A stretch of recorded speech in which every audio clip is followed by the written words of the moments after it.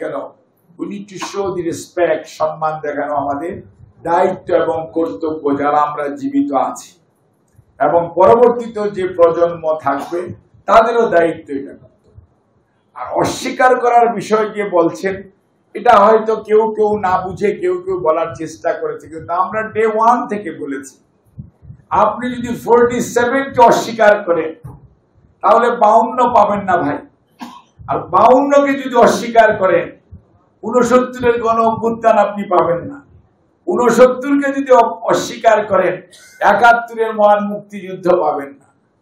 71 কে যদি আপনি অস্বীকার করেন আপনি 75 এর যা ঘটনাই ঘটুক, আগস্টেই হোক আর নভেম্বরেই হোক, it is the reality, you can't ignore it. 74 এর দুর্ভিক্ষ আপনি ভুলতে পারবেন না, 65 কথা ভুলে গেলে চলবে না। আবার 90 যদি ভুলে যান তাহলে 24ও পাবেন না।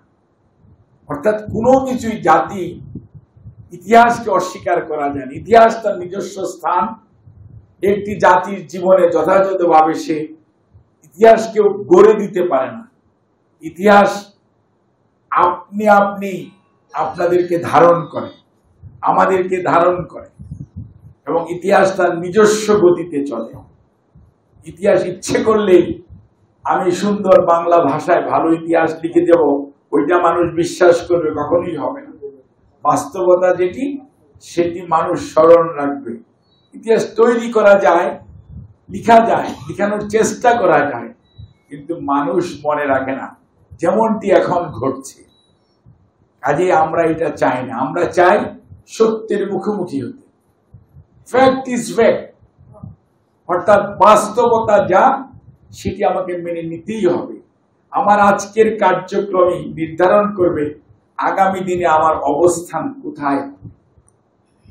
আমি যতই চেষ্টা করি আমার অবস্থান খুব উচ্চে তোলার বা নিচে নেমিয়ে দেওয়ার চেষ্টা কেউ করুক, হবে না।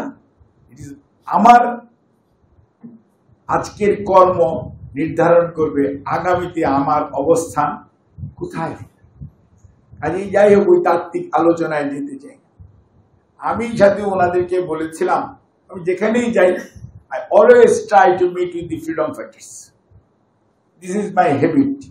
এটা হতে পারে যেমন আমি 71 এর মুক্তিযুদ্ধ খুব সামনে থেকে দেখেছি।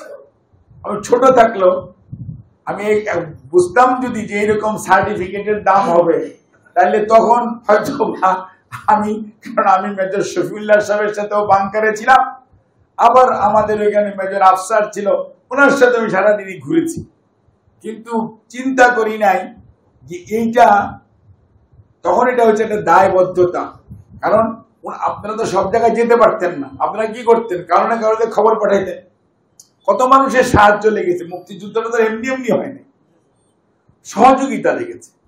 এই সহযোগিতা কারা করেছে? বাচ্চারাও করেছে, বয়স্ক মানুষও করেছে, সমাজের বিভিন্ন মানুষের, অনেক গ্রামের বাড়ির মানুষ আপনাদেরকে নিজেরা মাটিতে থেকেছে, আপনাদেরকে চকিতে থেকে লাউ দিয়া ভাত খায় ভাত খাওয়ায়।